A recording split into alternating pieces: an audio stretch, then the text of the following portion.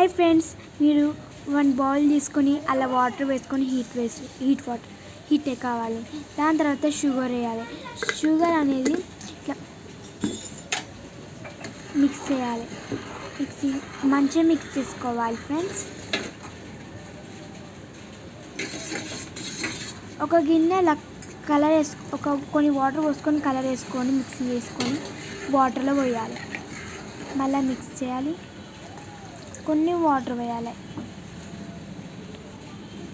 దాని తర్వాత సన్నరా ఉప్మా కొంచెం వేయాలి. ఒక్కసారి వేసామనుకో గడ్డ కట్టిపోతుంది, మంచిగా కాదు. కొంచెం సన్నగా వేయాలి, మెల్లగా వేయాలి. మెల్లగా వేయాలి, గడ్డ కట్టిపోతుంది.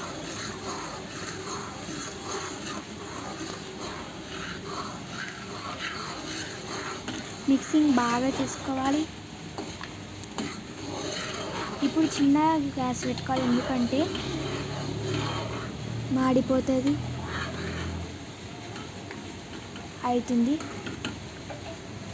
అయిపోయింది.